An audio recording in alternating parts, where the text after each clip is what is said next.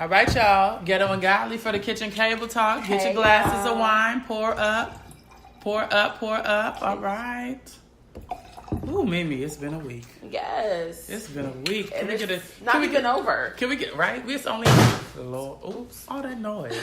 All right, let's get a cheers here. Okay. Yes. Cheers. Cheers. Okay. All right. Y'all know it's been a while. It's been a while. It's been a week. It's more than a week. Well, since the episode dropped, it's been more than It's been a week. It's just this past week. Well, we skipped a week. We skipped a week. Your eyebrows look good. What you do? I ain't do shit. Don't me see y'all. Mimi, so I'm sensitive.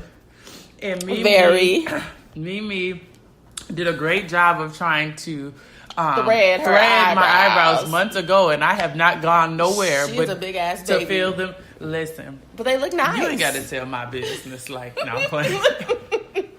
Just a little fill in. They look real nice. Little thank you. Okay. So we trying something new this week. We're just gonna have some kitchen table talk. You know, we've gotten some really good feedback that, you know, it sounds like we just kicking it, and I think that's what Ghetto and Godly is about. It's not having some postured podcast, you know, polished podcast. It's really about finding those ways for us to get down at the table, sit on the couch, grab your glass of wine, just water, shoot the shit. You know, tequila, whatever you need to wind down or wind up. Okay, y'all. Last night, let me tell you. So I shout out to my roommate. So I live with 4 queens. Well, one ain't moved in yet, but it's a dope situation. It's like a modern day living single type shit. Like, my girlfriend. Yeah.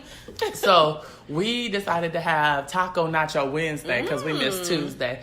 So I made some shrimp nachos. First of all, y'all, I made some bomb ass nachos. I'm just going to Oh yeah, girl, I'm gonna have to make you some in the oven. I've been making those in the oven. Nobody likes them but me though. Really? Yeah. They be so bomb. Keisha's like, what the hell is that? Just cheese on the chip? Like, you gotta put some little sauce and black beans. The salsa verde, the sour you be cream, hooking it up. the little green onion. They don't know. I learned. They don't know about that. And I even got the mix that cousin Britt made. Oh yeah, with for the waffles. I put the coconut. Shout out to cousin Britt because she made some bomb banana waffles. But they wasn't feeling them. They was like, this tastes healthy. Like, what? This is bomb to me. Sometimes people gotta have things a few times before they get acclimated. Like, y'all just so used to this off-brand. All that butter. All that Aunt Jemima. Ain't Jemima but complete. The complete where you just pour in the water. Right. No egg. Okay. Just get your whisk. Like, oh my goodness. Yeah.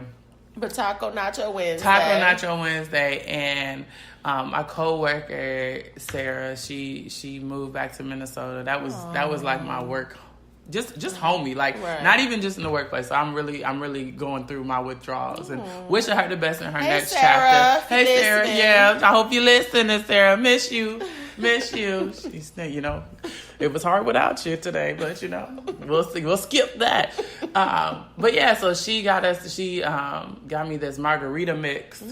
So we, of course we didn't just, it already has the tequila, but we put a little Jose in there. Oh, okay. A little Cuervo. Right. So why the hell did we stay up till 1:00 in the morning? Like, we ain't gotta be at work. All of us work at the same place. Lit. Oh, we was in there fussing and debating, have a sister moment, and then we just went to bed. That's what's up. But it's still like, I don't know where y'all at. I think that's one thing that I feel like I'm really blessed with, and I think people have different experiences with women and sisterhood. But I've really been blessed to have spaces of sisterhood, especially this living space. I'm really excited to see what it unfolds. I know that it's gonna have its challenges probably at times, but just knowing like we 4 single women who've been through some shit in the last year. Living our best lives. Living our best lives, going to pool parties, staying up on Wednesdays till 1:00 in the morning like we ain't got work, doing whatever that is, having moments where we just sit there and, somebody going through it and we cry and then we go on a walk and then we just talk about things. And I think that's something I'm really grateful for because I realize as a society, we don't put as much honor on that experience as I feel we should. Which is sad, but at the same time, like I'm excited to experience that journey and also share that journey with other people so they can understand, like, you can live with women. Yeah. Yes, it ain't gonna be pretty cute all the time, but our closet is popping. Okay, that's right. Closet is popping. Hey, okay. A kitchen be popping. Okay. Kitchen lit. And we threw a bomb ass baby shower. Shout out to Trina and Kadeem. Y'all, we had a brunch themed baby shower for baby Kaden on the way. Aww. That was so exciting. Oh, that was so exciting. It's like, she's the first person that I've watched through pregnancy. Like, to watch, I could only imagine experiencing what that's like. But two, to watch it, it's such a beautiful thing. And like, I couldn't think of a better person to be becoming a mom. Yeah. Like, you know, when, you know, and I know no tea, no shade to nobody else, but I know, you know, like when people were getting pregnant when we were younger, it was like, you not really. You know, like, you gonna do the best you can, and I'm sure you're gonna be a bomb mom. I'm sure you're gonna, like, and they are, like, I'm watching people who I know have kids, like, be great parents. But at the same time, it's different when you know somebody's heart is just really in cut a good place and cut for motherhood. Like, that is just so amazing to me. Like, it's an honor. Like, I just can't wait to see the baby be born and her really step further into that. And I was so glad we got to celebrate it. Like, girl, it was, you know, some chun-li playing in the background. We got grits and shrimp. I see. Shout out to Tiffany with the Good Eats Catering. Oh, the food was bomb. It looked bomb. The food was bomb. It looked fire. It was okay. Catering needs. I'm gonna tag Tiffany this week so y'all can hit her up. Yes. It was really good. It looks really nice. It was a really good time. We played some games. We played Celebrity. You played Celebrity before? I played it. Oh yeah, that's like y'all. If y'all don't have Celebrity, shout out to Quisha for putting me on because I didn't know what the hell it was. I was on the heads up tip, but it's one of those games where you have to have the people guess like what's on your forehead, and but it's all about Black culture, so it's a good time, very good time. It's fun. What you been up to this week? This week, so I have I'm gonna say possible business partner that wants to partner up. She's so dope at frontals and weaves, and she's just been. Let me know where can she braid my locks up? Yes, she's been Give such me a a little blessing Marley to me. Yes. Shout her out. What's her name? Her name is Jeray. Shout out to Jeray. I was really skeptical. Y'all know I don't really mess with people like that. Here we go. We gonna stop saying that. I you don't. You get to the point where you messing with people like that. I am, but I had to really just put my guard down. Like, she's a Libra like me, so I really. And I've had a bad experience with another Libra sister because y'all was crazy. Y'all. Excuse me. Y'all know when you say y'all, you included? I have a cold, you guys. We both do, so don't be talking shit in the comments like, what's wrong with this? We sit together, ghetto and godly style. Right. But she has just been a blessing to me, just wanting to just team up and partner up. So we're in the process of looking for a space to work out of. She has already built clientele. She's just been sending me clients. That's been a blessing. So, bless it. God has put people in. Come on now. So that's what I've been working on this week. That's what's up. Yeah. And shout out to, like, I think it's just amazing business owners. Like Obsidian Paws. I don't know if y'all see, like, if y'all follow me on Instagram, but y'all need to follow Obsidian Paws. It's a dope artist. She's in New York, I believe. She went to school with my best friend, but she makes earrings and jewelry. Like, it's just real creative. So we gonna plug. That's what we gonna do on Kitchen Talk. We didn't do the we have to do that on the next episode. What? Fly Social. Oh my God. Fly Social, first of all. Don't disown us, girl.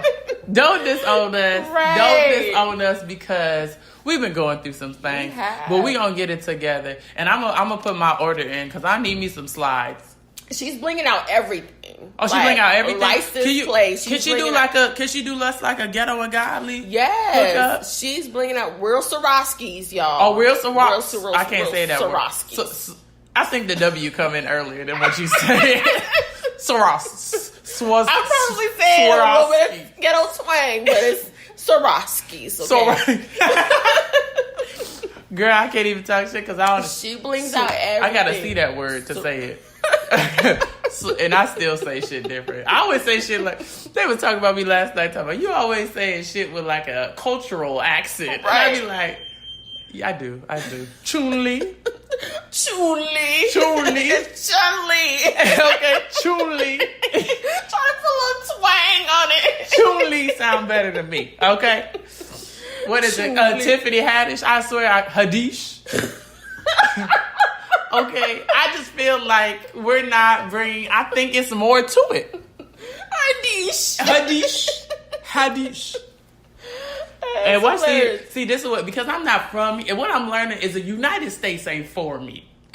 That's what I'm coming to the conclusion. Oh, is that right? That's what it is. Okay, I'm gone, guys. She's trying to move across the pond. Across the pond. No, I think that is funny though, because I don't even do it on purpose. Like I just see stuff and I be like, oh, that's a Chun-Li. You know, it's Chun-Li. Okay, shit. Hadish. I'm gonna say that for every time I say her name now. Hadish. Listen, that's hilarious. Listen, sometimes you just gotta make it spicy. I think it's because of my last name. Like my last name is you cannot say that regular. No, you know what I mean? I think so. I just get in the habit of like what I see has gotta be more. Yeah. So, you know. Because your name is definitely. Yeah, it is. We ain't gonna put that out there. Y'all need to be looking. It's a lot. It's a lot. It's 10 letters. It's some K's and some N's. It's and the T's whole in damn there. alphabet in that last name. Shut up. Don't lie. Listen, I always thought about that. Like, that's one thing I thought about is like, I'm very, you know, I'm newly to the club of saying I would like to be married. That's a new entrance for me. I think that's a realization. I said it out loud this week. Okay, that's growth. Okay.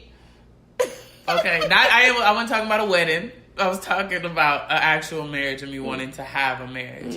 And I think that's important growth for me because there's a lot of things I tell myself and I be like, you can't say that out loud though, because if you say it out loud, then the shit might actually come. You don't really even know if you want that. But that's something like I'm affirmed that I do want to explore marriage with a partner who is intentional about exploring it too.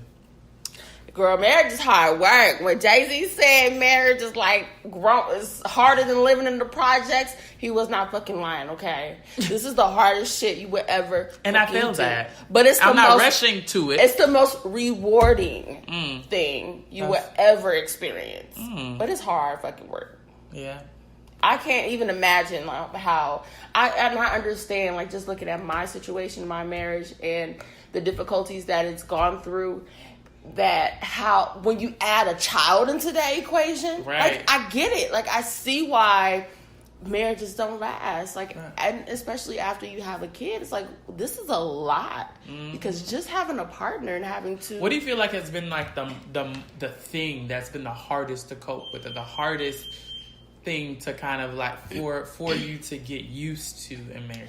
For both of us, and we were just talking about this, I really think that it is, we're still dealing with it, just the idea of what marriage looks like. Yeah. From society and what the media portrays, and that's not what our marriage looks like in 2018. It didn't look like that then, and we've been trying to fit into this box. It's like, well, why the fuck we not fitting? Like, why are we not working? So it's a problem with you. It's exactly, and you don't realize it's a problem with the system that you're surrounding yourself, and it's a problem with the expectation. Right, and we put these expectations on ourselves. Like, okay, well, let's just be who we are in this marriage and not try to fit into this mode of what we think marriage is. Yeah. So that's been helping us. Yeah.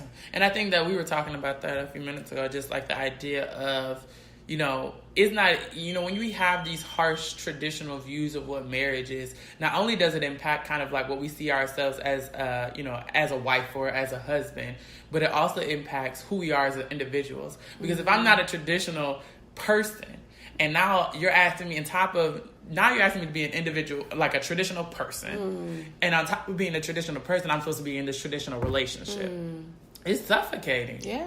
It's suffocating. And what is a traditional person? Like, I know that like my husband and I, we've gone, like, he was like, why you have to wear that? Like, you're my wife. Like, I'm like, well, this is what I want to wear. And I know plenty of women that are wives, and like they try to hide what they have. Like I'm not gonna have, and I'm not just out here just putting everything on display. But I know I'm not gonna have this forever. But you got some nice titties. But, you want to show. Right, but there is a day where I'm gonna be 45, and I'm gonna be like, okay, I'm gonna cover up. And but I feel like even at, you know, whether you 45 or not, because Jada Pinkett Mom, hot body for the body, fire body. Yes. And I think that's where it comes back to you knowing you and being okay with you and figuring out what that looks like for you.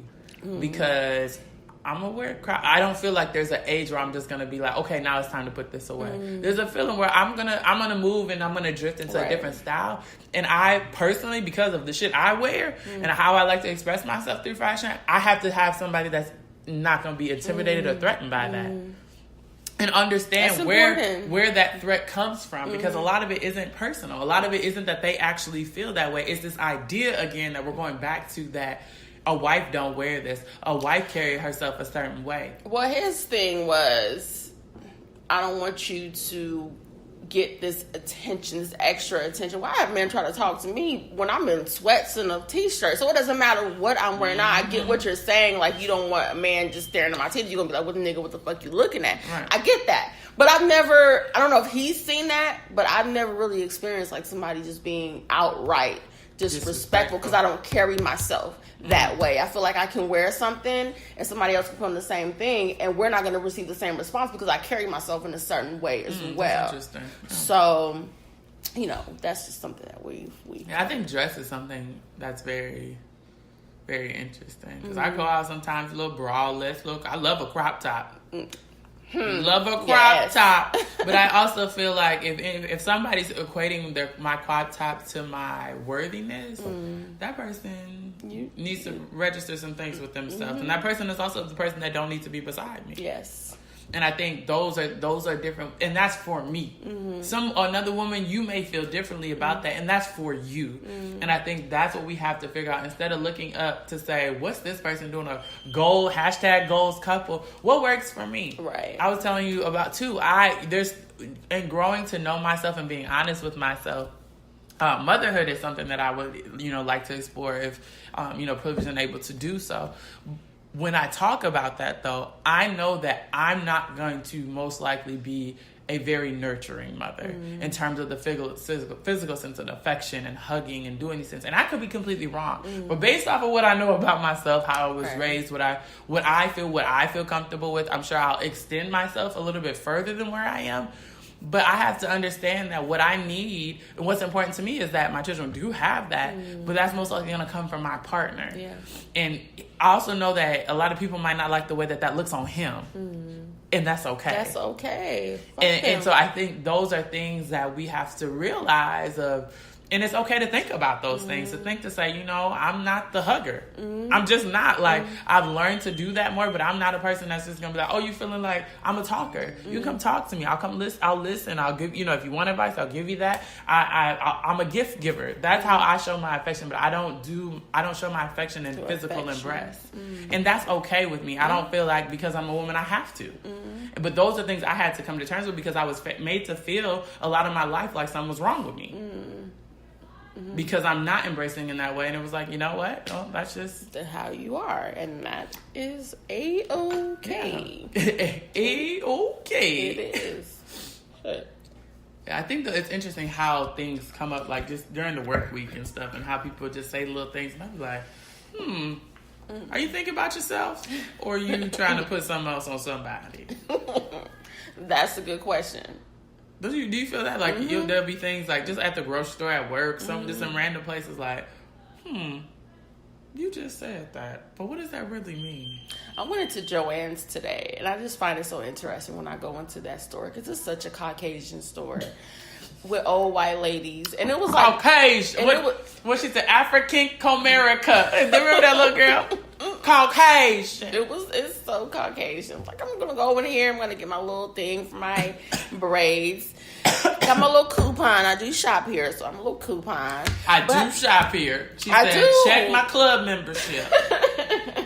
And I just find it so interesting how uncomfortable people are just by you, because I'm black in Joann's and Henderson, and it's y'all just staring. I'm in my phone, but I feel your eyes in the back of my neck. It's just like, I'm here to buy, purchase, and be a patron just like you. Like, why? Like, why are you staring at me? And it's that idea that people aren't okay with different. Yeah. I think that's one thing I learned a few years ago that's stuck with me through most of my life, is that generally people are not okay with different. Yeah. And that don't have shit to do with me. Yeah, that's true. Not who I am and my character. Because that's something you have to resolve within yourself. Yes. Because what you need to understand is that you're called to attention to my difference. But what you need to stop doing is staring. Yeah. Yeah. Grown You can folks. say hello. Yes. You can not say hello. That's all on you, but it also gets you no further to just be staring. Right. Or just to realize, to feel like you're the only one that can take this space. And it's like, wow, that's privilege. Like, when people tell me they don't know what white privilege is, I'd be like, just not knowing what white privilege is. Like, that's privilege in and of privilege. itself. Exactly. And it's okay. And I think you should talk to your white friends if you have them about it. Yeah. Don't beat around the bush.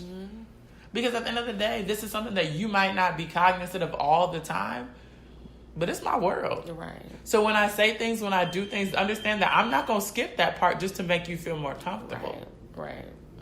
Yeah. And that's okay, because I know that you can still be, because that's where we get to the idea of, and then people, one thing that like is a pet peeve of mine of, is people saying like, oh, well, they're still a good person.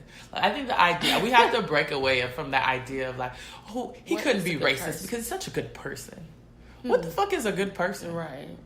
Like what? Like I really have an internal conflict when people say that. Like, why do we need to validate somebody's goodness when we know that behavior is not always directly correlated to somebody's continuous character? People act out of character at times, but what does it even matter to what pleasure, what knowledge, what anything does it give us to say somebody's a good person or not? And when good people do bad things, then what? Does that make them a bad person? Like I don't get why we're so fascinated with that ideal that we have to be, if we can't be these things, we can't be racist, we can't be sexist, we can't be classist because we're good people. And it just be like, that's a mess.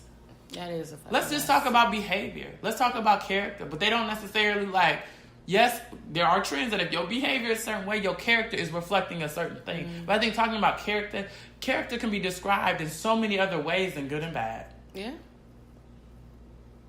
And to me, that's more relative and more relevant to the experience of what I probably am asking for, why I'm needing to come to that conclusion, than noting you as a bad or a good person. Because everybody's done some things. Girl, I'm probably in some shit right now. I done some bad things that I'm not particularly proud of. But I'm a good person. But I'm a good person. My intentions were good. But I'm a good person. But I'm a good person. So what do you feel about, okay, so this has come up in my life recently. Let me find the best way to say this so it makes sense. What do you feel that, okay, say you're connecting with the person and that doesn't turn out well. Like y'all have a falling out. I have the opportunity to connect with the person and we find a business relationship and start to foster that. Now, do you feel some type of way would you feel some type of way because y'all fell out and you feel that person did you wrong, that I shouldn't connect with that person? No, not at all. Why? Because you have your own personal experience with that person. My experience is my experience. Maybe I did something to provoke them to do something to me. Maybe we just had a bad moment. We just fell out. But I'm not going to feel some type of way because you decide to go on and continue a different type of relationship with this person because of my experience. You're going to have your own experience with this person. All right. So that's just me. That's just me because I'm a good person. Because I'm a good person. Yeah, that recently happened to me. And it happened in a very interesting way. That it was kind of almost like one of them ghetto and godly moments for me. Like, I have a friend that fell out with a person. I wound up meeting this person and I clicked with this person. And I also see kind of both sides of why they fell out. I haven't been messy to say, like, I know you're this person and all this other stuff. And I didn't intentionally seek out to be like, oh, I'm going to be in their face, you know, type of thing. But that person's energy and their spirit, it's relative to me. So I'm going to foster that and see where that goes, especially from a business standpoint. I think, like, that's crazy to me to not. Yeah. But it's interesting because I know that my friend feels some type of way about it. But I think also I've never grown up with that mentality. One, I can't remember a time in my life where I've had an enemy. And I think that's a rare experience for a lot of women. And I do acknowledge that, but I've never had this mentality that it's like, well, that's my friend, so you gotta say if she don't fuck with you, I don't fuck with you. Like, I've never had that about me. So I understand it from a sense of, I get why you would be upset based off of your experience and how you live your life. But I also don't validate that in my life. Right. Which I think is interesting because I'm a person that likes to be aware, and I think in the past too considerate of people's feelings. And so I would just kind of be like, okay, if you're not comfortable with that, then I won't. But I'm getting into the space of my own womanhood. If I have to leave my own experience, and just because it didn't work out in that connection, maybe this was a blessing set up for me to connect with that person, and you weren't, that relationship wasn't supposed to continue. But I think it's interesting of how. I think a little bit of what came up in that process is, you know, that friend didn't want us to meet because she knew we would hit it off. And I always think that's, like, have you ever been in that type of experience of, like, you kind of keep a person, before they even fell off, like, you still don't want that person to like your friend more than they like you? No, I've never been in that situation. Maybe unknowingly, but I've never knowingly been in that situation. Yeah, it's a weird dynamic. Yeah, it sounds like it. It's really weird. Because to me, it's like... But why are we falling out in 2018? It's like, let's just ask, what is it? Like, if it's worth saving? But to me, I think what it is, from my perspective, it was a boundary. It was a boundary issue.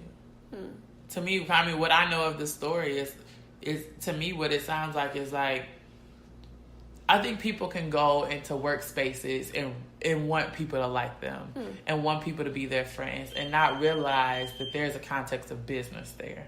So you're friendly and you are cordial.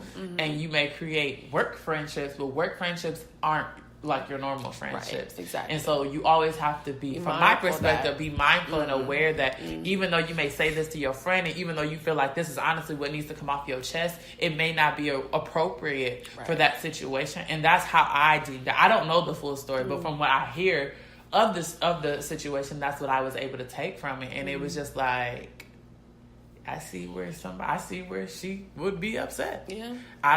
Maybe I wouldn't have handled the situation, but I'm also not that person. So I don't know what led up to these situations or what else you guys have interacted with that may have already had her in a space. But, I think at the end it was a situation I was like, oh, I really wish that wouldn't have ended the way that it did. Because, I think it could have been resolved. But I also respect business boundaries. Yeah. And they real. Yes. And it doesn't excuse, there may be some pettiness involved in that, but the whole time you knew this was a context of business.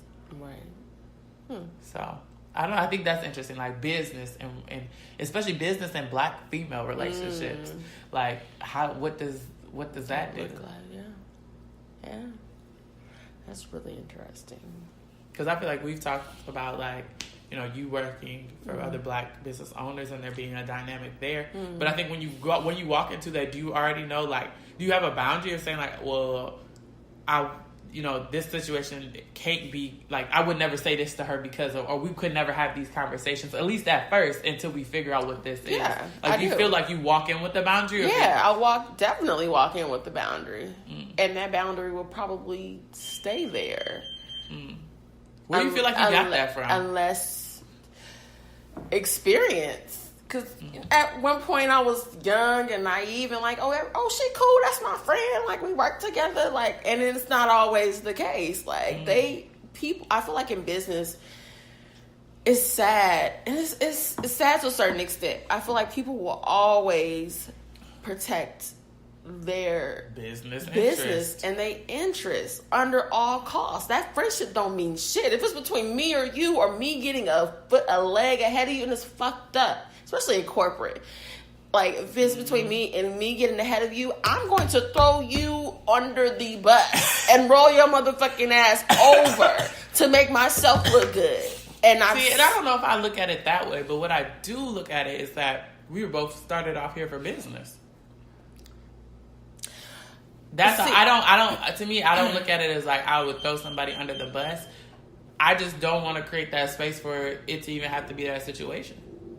And that's why I think the boundary is important to me, because if I can make a couple dollars with you, if she don't like you because of something that y'all had that got into some personal shit, or we can bounce ideas and we can help each other's business, then I'm going to do that. But that's not about throwing that person under the bus. See, that's different. I'm speaking like in the corporate setting. Like, say we're colleagues and we develop this friendship because these boundaries were crossed, and we vibe and we hang out outside of work. Right. And this has gone over time. Now, it became a situation to where, and I've seen this happen to somebody close to me, and it became a situation to where this person already had these character traits. They've already had this little thing about them. But see, I think that's the thing, is thrown under the bus. That don't always have to do with that business. That's about how that person moves. That's true. Because in my job, I'm a black woman. I'm the only black woman in my office, and like in my location. But across, in my department,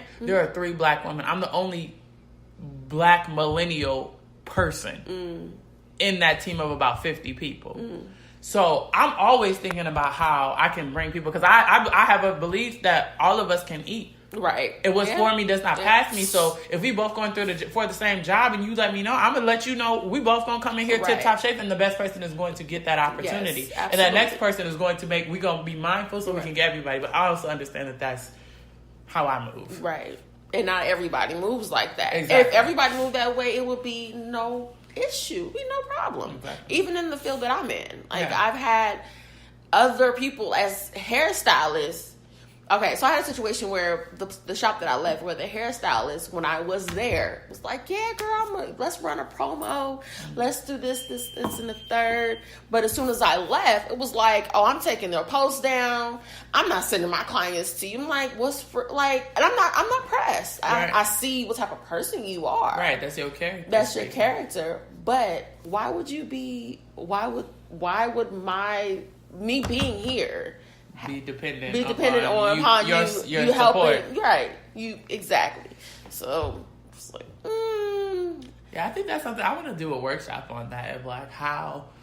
I think especially just talking about black women, like when I see you, what does that mean when we're both coming into the same room? Because I go to events and like when I see other black women, it is different. It's a different experience, and there's a different energy. Yeah. And I don't feel like I feel like, hey, what's up, girl? Yeah. And not from a girlfriend standpoint, but I see you. Right. I see you. I acknowledge you. It's not always reciprocated. Oh, no. No. But I smile anyway. Yeah. And I'm also... I have shaved sides. I have locks. I have, I look a certain way. I dress with bright colors, and I work for a very corporate company. So I already know that that's off-putting too, and you trying to add 2 and 2 up, but like that's not for you to do. And I'm here for a reason. Know that, but it's not to me. It's sad to watch business relationships suffer because we're throwing in ideas of how black sisterhood and womanhood does not work. Yeah. And I think it's interesting to think about, what does that look like for us to connect? Yeah. In a space where it's not threatening, in a space where it's well intended. Yeah. And we're in a space where there's enough room for us all at the table. Exactly.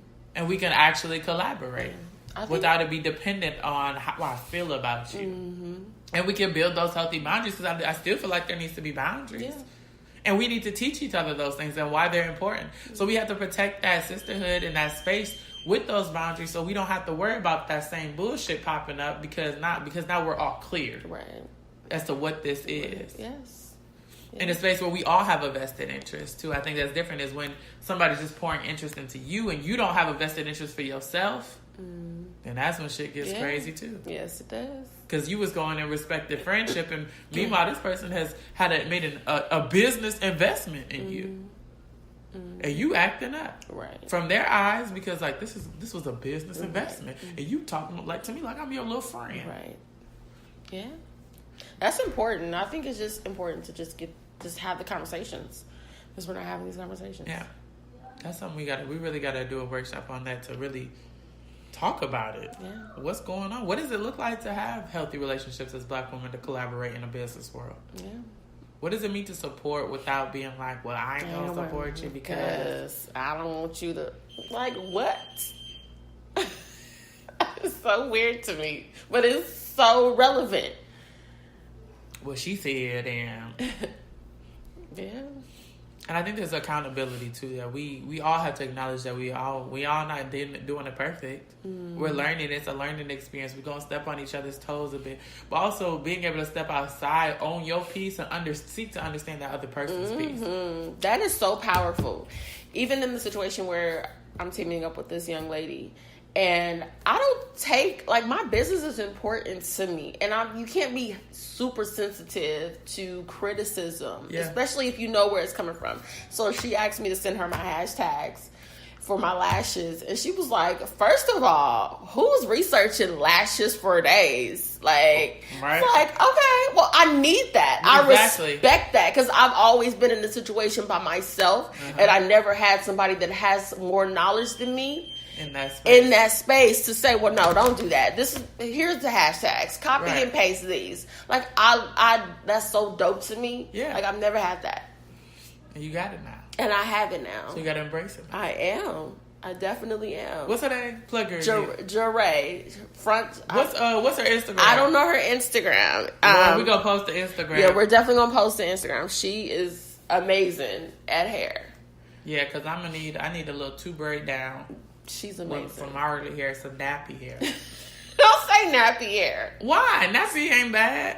Don't say nappy. Nappy is happy. Okay, I'm a full embrace that. It's not nappy. Marley hair is not nappy. Yes, it is. It's textured. Here she go, trying to give me some Eurocentric. No, repositioning. Ain't nothing wrong with nappy. Ain't nothing wrong with nappy, but it's not nappy. It is, because it's closest to my hair, and I got nappy hair. You have textured hair. It's curly hair. I got naps, okay? Let me take this hair wrap off. It's a texture called a nap. And we okay saying that. It's not a nap. You right, it's textured nappy.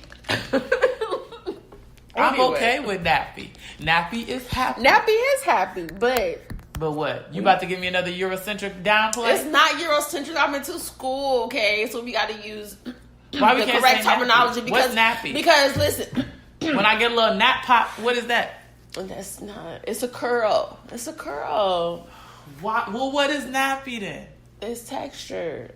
Why can't I say nappy because a white person feel uncomfortable saying that? It's not because they feel. It's because they might feel like it's okay to say nappy, and it's not okay. Why is it not okay? Because I don't want a white person telling me your hair nappy. Like, no. Yes, it is. You can't touch it, but it's nappy. No, don't tell me my shit nappy. I like nappy hair. Curly hair. Look, my shit ain't curled. It is curly. I mean, it's a very tight curl that's called a nap. So don't sleep on nap it. Okay. Came from nape. Okay. The nape. It is right here. That's the nape. Nap up. It nap up right there in the back. Okay. That's the nape. Okay. Nap is derived from the word crackle nape. and pop. Okay. Nap, crackle, and pop. I'm done with her. It's okay. We gotta stop. We gotta stop. Just like Ghetto was okay. Ghetto was okay, but But white person called you Ghetto, you still might be upset, but maybe it's not for me to worry about what you're saying. I appreciate that. I have nappy locks. I'm okay with that. I don't want you to call them dreadlocks. You ain't dreading shit. Yeah. Nappy locks. And when my hair grow out on the sides a little bit, it be nappy. It's textured. Textured nappy. All right. We're going to agree to disagree on the nap. What y'all think? We're going to have to do a poll. Is it okay to be nappy? Or you textured? Are you nappy or are you textured? You got some B2Bs or... That's definitely not okay. We're not gonna say B2Bs. To say B2Bs. the fuck? What we supposed to call it? Man, because you know where that came from. Martin was always talking about Pam's B2Bs, okay? But they look like, well, why But can't did we say, ever really see her B2Bs? Her shit was laid to the side. But what if glued it's not? the fucking tracks, okay? But it's okay if it wasn't. We're not gonna say B2B. Maybe I'm sensitive about it I because think you're sensitive. because I am darker skinned, okay? And So you am I. she not. I'm chocolate. And oh wow! Now I ain't black enough. Now I can't be that. the colorism Can't be chocolate. I'm dark chocolate, okay? So I don't like using those terms. I am a milk. I can own that. Yeah. But give me to about July, okay? And you still gonna be a milk. Give it to about July. She played too much. Well, yeah, that was this week's kitchen table talk. Kitchen table talk. With Ghetto and Godly. Yes. So y'all, let us know. Yeah, I want to know if y'all think it's nappy, curly, or textured. Well, what texture seem like texture is supposed to be straight. Texture is like the overarching word, right? Straight is a texture. Straight is a texture. So we're gonna say is nappy, curly or nappy. I think it's kinky. You like kinky better? Kinky curly. Yeah, kinky's better. Okay, so I'm gonna get some kinky nappy ass hair. Braided up in my locks so it don't look, I can't have little Barbie hair because this is what I'm gonna tell you. You know that other little Kanakalon? That black and gold. Kanakalon. Mm-hmm. Okay, am I saying it? Kanakalon. When I have that, it don't work. It ain't gonna work. It ain't gonna work because I got what? Nappy hair. What's the style you doing? I got fucking Kanakalon hair in my hair right now. But you see my locks? That's what I'm saying. It's the style. Oh, it's nappy. You're my looking texture. to obtain. My texture is happy and nappy and kinky and curly. I got lots of textures. Don't got straight though. Ain't shit straight in my head, but I got. You can get straight. Nappy. We don't do it's locked now. Well, it's locked, but it can get straight. Somebody asked me if I had a perm. Oh, was you offended? I wasn't offended. It was a black lady at the warehouse. Because the lady was like, I need 7 packs of hair. I'm like, what the fuck am I going to do with 7 packs of hair? Whoa. For this. 7 packs? And she was like, I have the ponytail. And she was like, well, do you have a perm? No, my shit is just pressed the fuck out and slick down. 7 packs. Well, you 6. Is there 7 in there? There's 6 in here. That's 6 packs of hair? It's 6 packs. It was like a pack per braid. That's cute. It's real cute. Thank you. Who did that? Vicky did this. She had the... No. Oh. This is Vicky from Watts. Hey, Vicky. Hey, Vicky. For what? Maybe hair cute. Thank you. What color is that? A 30, a 5, this a 33? Like a 350 or something? A 350? That looks like about a 350. Why she not? It looks like about a 350. Got a little, I see a little amber and blonde highlights. I was trying to match my little, it's my cute. little color It is. It's blended. Thank you. You are blended. Well, y'all, we're going to let y'all go. Mm-hmm. We done talked y'all ears off. Thank you for tuning in. Yes, the Ghetto and Godly Kitchen Talk. Yes, this was fun. Kitchen Table Talk. We ain't even saying shit right. I done drank too much wine. She is, yeah. Kitchen Table Talk, y'all. Well, we're nappy and happy and proud to be somebody's pappy. She just got to win. It didn't work. I got to think of a better way. I'm going to think of a better one for the next Bye, episode. you guys. Bye.